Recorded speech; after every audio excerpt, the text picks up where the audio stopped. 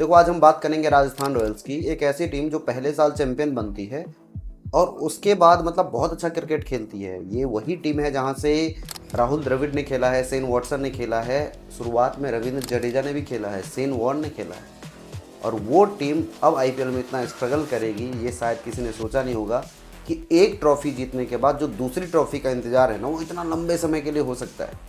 हालांकि 2026 का ऑक्शन में कहूँ तो इतना परफेक्ट नहीं हुआ है, टू बी फ्रैंक में अगर बताऊँ, क्योंकि आपने जडेजा को और सैम करन को लिया था एज अ संजू सैमसन के ट्रेड में, बट सैम करन अब टूर्नामेंट से बाहर हो चुके हैं और जडेजा का फॉर्म उस हिसाब से नहीं था जैसा वो होता है जनरली। जडेजा मतलब अच्छे ऑलराउंडर है, नो डाउट, फील्डर बहुत अच्छे हैं, बॉलिंग ठीक ठाक करा लेते हैं, बट बैटिंग उतनी मज़ेदार नहीं है और बॉलिंग में भी विकेट नहीं निकल रही है।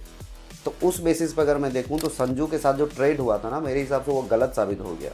ये ट्रेड अगर नहीं होता तो शायद ये टीम और बेहतर होती या एक दो प्लेयर को और ये अच्छे तरीके से खरीद पाते, बट जो हो गया उसकी बात नहीं करेंगे। बट इस बार की जो आईपीएल है 2026 की, चूंकि इसमें अब संजू सैमसन नहीं है, तो जो प्लेइंग 11 होने वाला है ना, वो इस तरीके से हो सकता है। आपको ओपनिंग करते हुए जायसवाल के साथ वैभव सूर्यवंशी दिखेंगे। अब हालांकि राजस्थान के माइंड में ये भी आया होगा कि संजू ओपनिंग करते थे, हमारे लिए सूर्यवंशी बिल्कुल फिट है, 15 साल का लड़का है, मतलब हो सकता है आने वाले अगले 10 साल 12 साल तक शायद ये इसी फ्रेंचाइजी के लिए खेल जाए अगर फॉर्म उस हिसाब से रहे तो इसलिए भी शायद रिटेन नहीं किया होगा।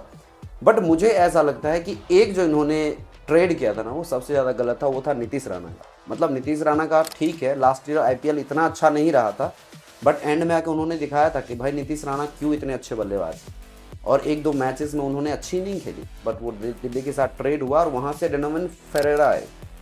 फेरेरा का ये साल इतना अच्छा नहीं रहा है, मतलब साउथ अफ्रीका की टीम के लिए बाहर हो चुके थे चोट से, और अभी हालांकि राजस्थान के लिए अवेलेबल होंगे, इसमें कोई डाउट नहीं है। तो आपको दो तो ये हो गए ओपनिंग में। तीसरे नंबर पे आपको दिख सकते हैं वहाँ पे रियान पराग दिख सकते हैं।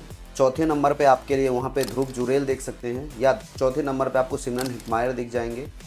उसके बाद आपके पाँचवें नंबर पे आप रविंद्र जडेजा को खिलाओ मेरे हिसाब से। मतलब ध्रुव जुरेल के बाद ना आप पाँचवें या छठे नंबर पे रविंद्र जडेजा को खिलाओ। उसके बाद आपके पास डेनोवन फरेरा हो गए, और देन आपके पास जोफ्रा आर्चर हो गए। बीच में अगर आपको इम्पैक्ट प्लेयर लेना है तो वो आपके लिए दो तीन प्लेयर है, जैसे कि शुभम दुबे हो गए, अच्छा खेला था लास्ट ईयर, इन्होंने दिखाया था कि इनके पास रेंज हिटिंग काफ़ी है।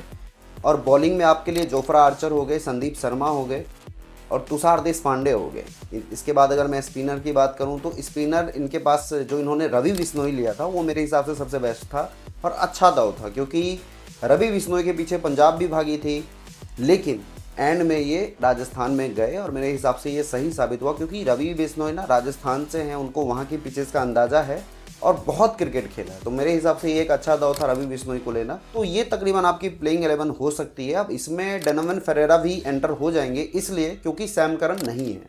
अगर सैम करन होते तो आपकी बल्लेबाजी 8 नंबर तक होती, बट सैम करन नहीं है तो डेनोवन फेरेरा आपको खिलाना पड़ेगा, और हो सकता है तो वहाँ पे आपको नांदेब बर्गर भी खेलते दिखे। अब आप इम्पैक्ट प्लेयर में नांदेब बर्गर को ले सकते हो या मफाका को ले सकते हो, क्योंकि मफाका भी बहुत अच्छे बॉलर हैं, 18-19 साल का लड़का ही है, साउथ अफ्रीका का, बहुत अच्छी बॉलिंग डालता है। और जो आपकी डेथ ओवर की प्रॉब्लम है ना, क्योंकि आप जोफ्रा आर्चर से तो आई डोंट थिंक कि डेथ ओवर करवाओगे, तो वहाँ पे शायद आप इस बॉलर का यूज कर सकते हो और ये आपके लिए मतलब एक तरीके से कह सकते हो कि अच्छी बॉलिंग डाल सकते हैं उस 16 से 20 ओवर के बीच में। बाकी मेरे हिसाब से टीम ठीक ठाक लगी है, अभी उतनी परफेक्ट नहीं दिख रही है जैसी होनी चाहिए, टू बी फ्रैंक अगर मैं आपको बताऊं, बट हाँ ठीक ठाक ये टीम है।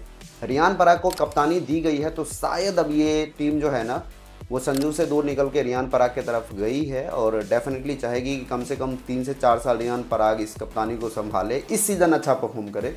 मतलब ट्रॉफी हो नहीं हो, लेकिन अगर आप कप्तानी अच्छा करते हो ना, तो आप फ्रेंचाइजी की नज़रों में आते हो और दिखाते हो कि हाँ भाई मैं इस चीज़ के लायक हूँ। तो मेरे हिसाब से टीम ठीक ठाक है और इस टीम के साथ ही उतरेगी। बाकी आपको क्या लगता है इसमें क्या क्या और चेंजेस हो सकते हैं, क्या वो कोई की प्लेयर है जो इसमें ऐड हो सकते हैं, कमेंट बॉक्स में ज़रूर बताना। और वीडियो अच्छी लगी हो तो लाइक करना, चैनल को सब्सक्राइब करना और पेज को फॉलो करना। Thank you so much.